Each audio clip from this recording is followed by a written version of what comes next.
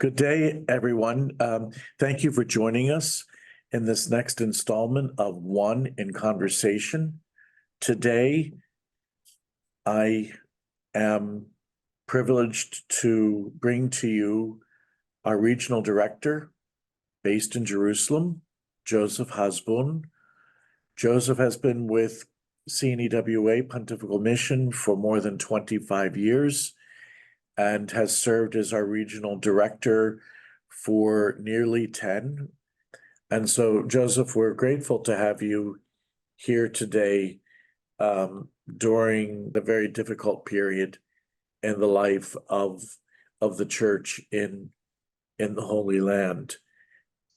If I may, what is the temperature right now in early January in the temperature of the people on the ground, Israeli and Palestinian? If you could explain that for us.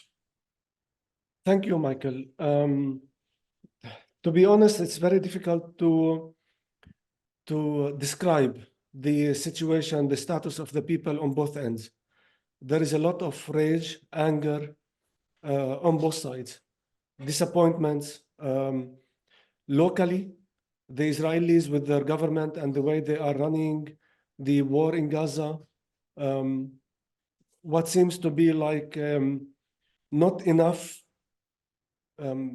effort is being exercised in order to bring back the hostages who were taken on October 7.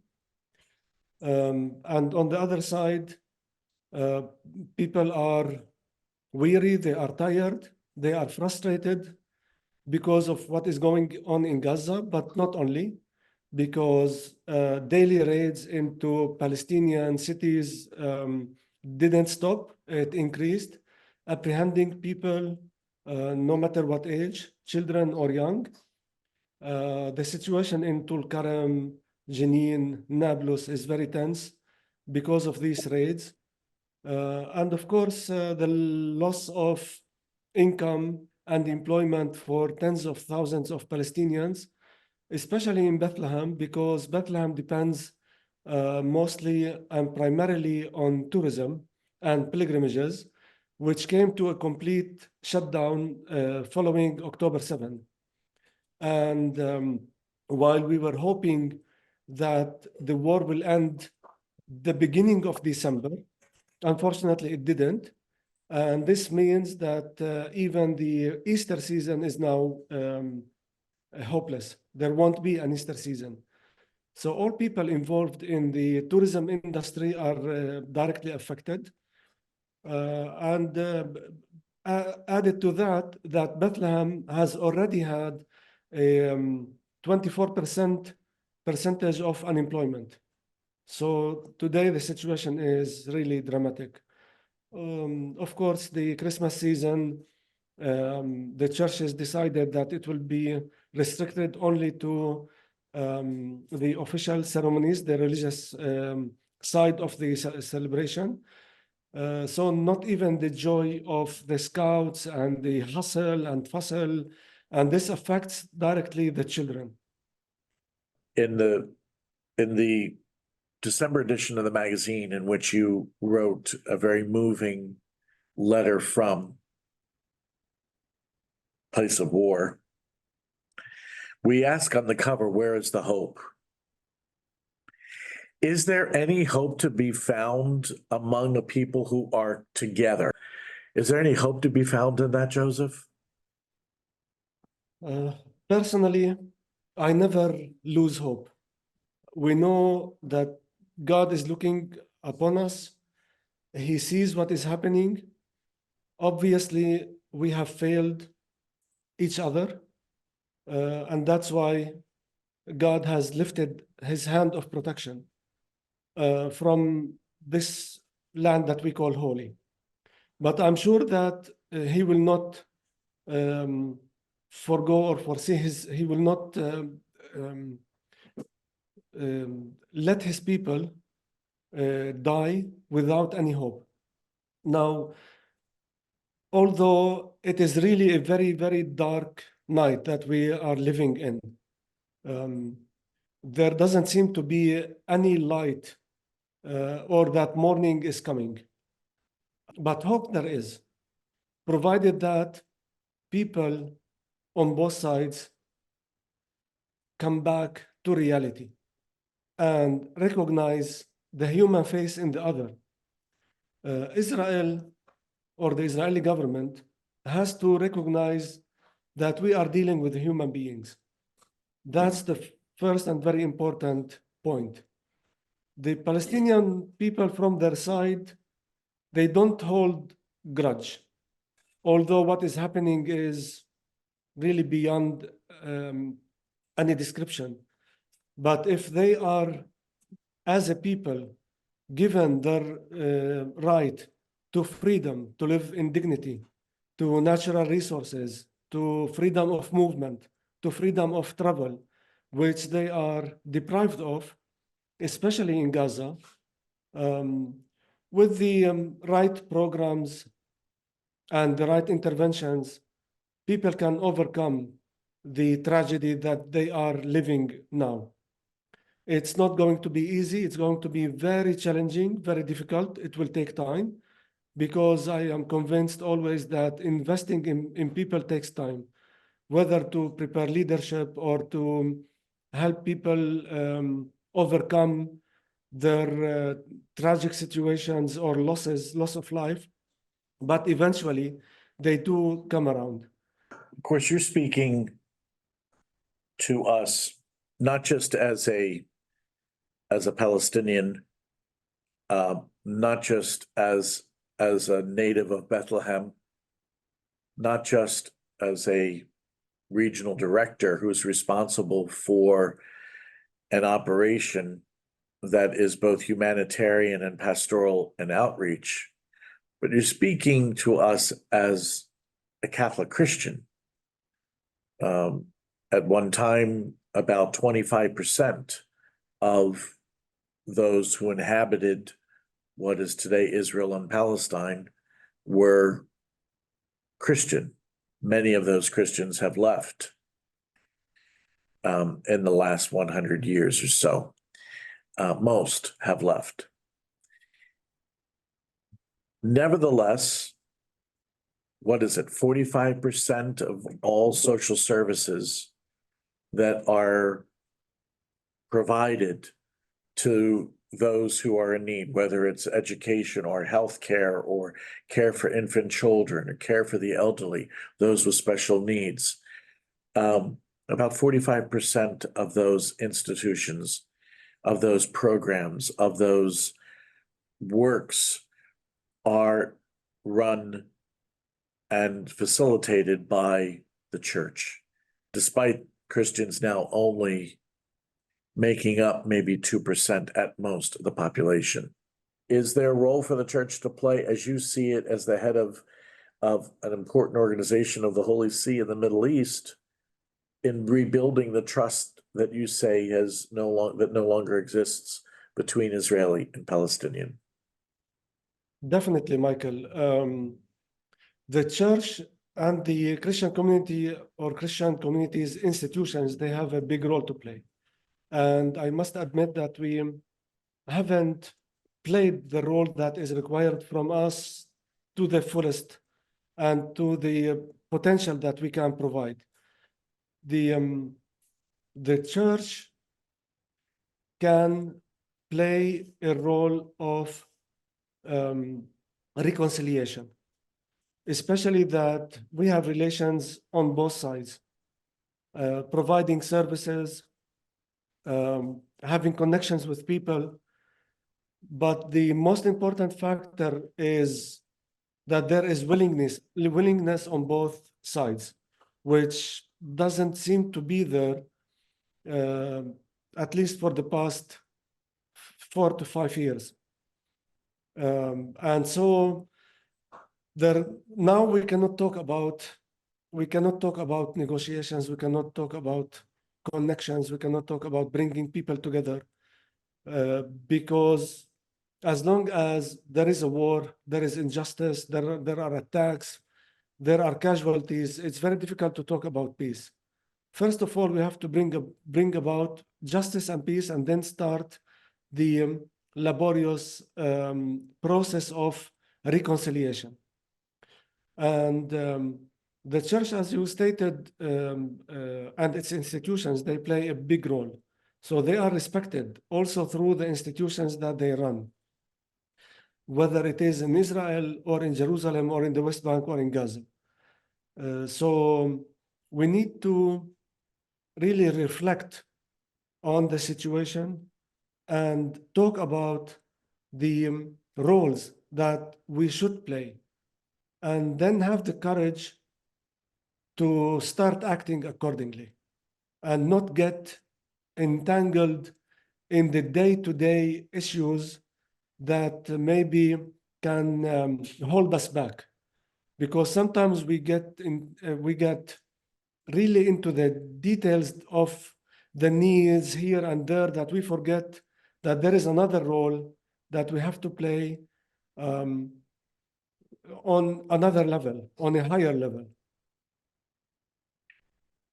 How can a church that frankly is so divided be that source? How do we start that process of internal healing? And is Jerusalem the place to start it if it's going to be that advocate, as St. Paul VI reminded us there cannot be peace without justice. And of course, we're talking here justice for Israelis and for Israel, and justice for Palestinians in the occupied territories. So we need justice on both sides for there to be a lasting, a sustainable peace. How can a church divided among itself do that? Where do we need to start there? How do we need to start? That's a tough question. I'm sorry. It is a very tough question, but I think that Pope Francis already started a good path by inviting all churches to agree on a certain date for the celebration of Easter. That's one sign of unity, that if it is achieved and if it is fulfilled, it can bring people closer together. However, excuse me, beyond the religious and theological disputes among the various churches, we have seen during the past maybe 10 years or so, some cooperation and closeness between the various heads of churches, because they have come to realize that they are facing the same challenges, whether it is when we talk about attacks against the church or attacks on the clergy or other challenges that all face on various levels. So they come together, they discuss, they come out with joint statements, which is really seen as a step forward. I'm sure that it will take more time, but we need to also be humble and not be very concerned about our status and our sees, our chairs. If we can revive and relive the invitation of Jesus, our Lord, to be humble and to reach out to people, that will be a good start. And in a couple of weeks, the churches will be reliving again the week of prayers for the unity of the church, where all the churches come around and come together to pray together. And we hope that one day soon, they will really start cooperating and reviewing their theological disputes and positions, because I'm convinced that at least between the Catholic and the Orthodox Church, there are no serious divisions on the level of theology. It's more on the level of history and power. And I am hopeful that one day we will have the audacity, I would say the courage to look each other in the eye and say, let's talk about the difficult issues and try to amend relationships. But you're saying that because things have been difficult. Things, when I started here, in 1989, we were still in the midst of the first Intifada. And we look back, however, in those days and say, things are actually quite good compared to the way they are today. In other words, as you and I say, when we see each other, could things get any worse? And they do. They get progressively worse.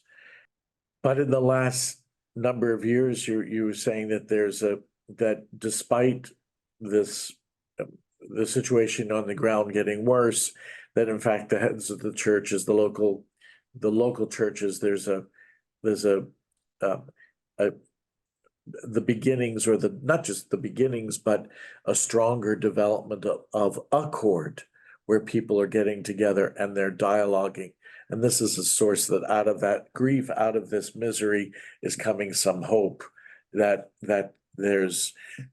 people, despite their lack of trust, can come together and work to be not just healed, but to also heal.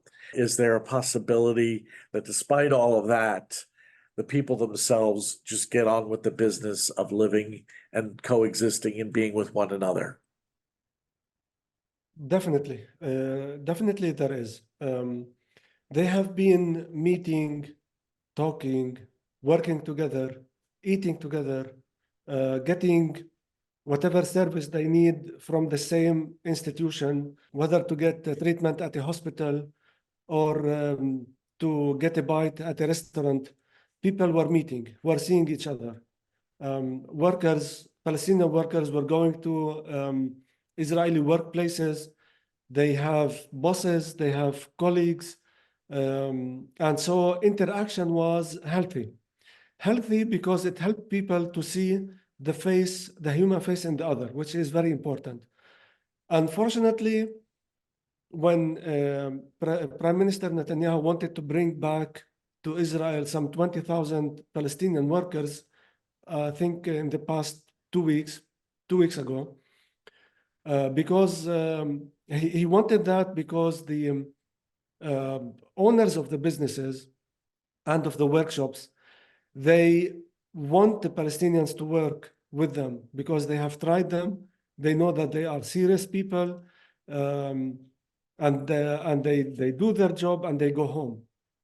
Unfortunately, the extreme right wing, which is part of the government, prevented Netanyahu and objected to this step. So this is preventing people from both sides to reconnect and to start rebuilding this trust, because the workers will go there, they will be speaking Arabic in the neighborhood where there are construction projects or rehabilitation, or they are working in a farm together with Israelis. That could be an entry point. But now it's not possible because of the tension and of the war and of what is happening.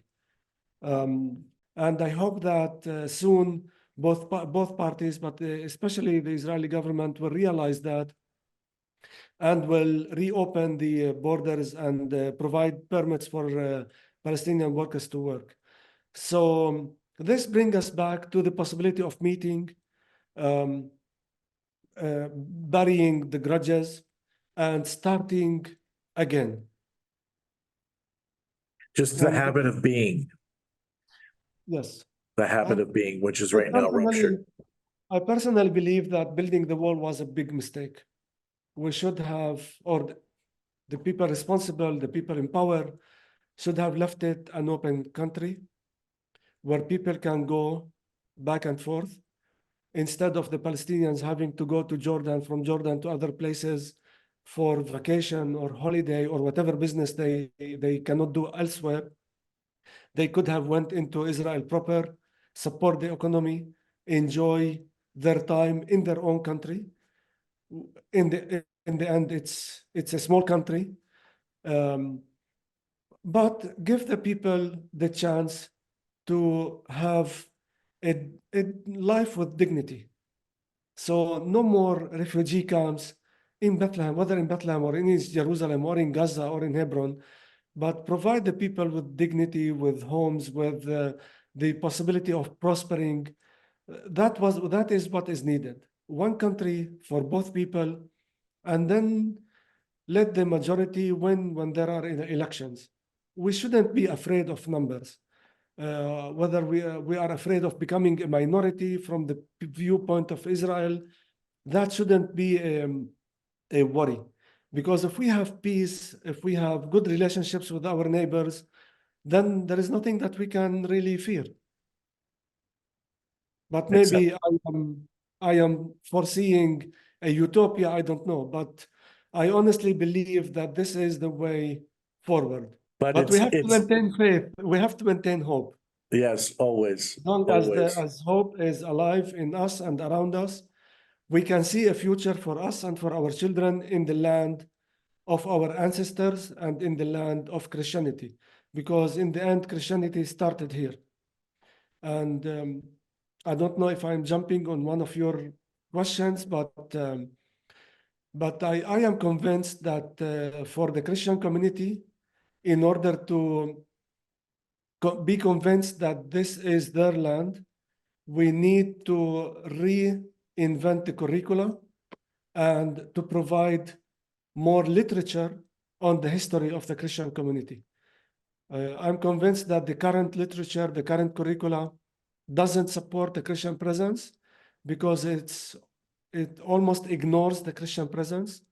And this leads to both Muslims and Christians, and in Israel also the Jews, not realizing who the Christians are and believing that we came from, I don't know, from Europe, from whatever country, forgetting that we have had and enjoyed a continuous presence in the Holy Land since the time of Jesus.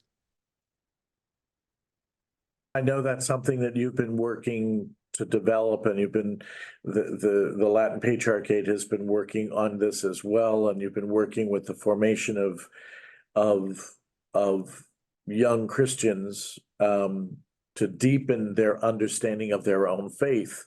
That has been a major program for CNEWA-Pontifical Mission in the last decade, I would think, and that is improving not only the educational resources, but understanding one's own faith.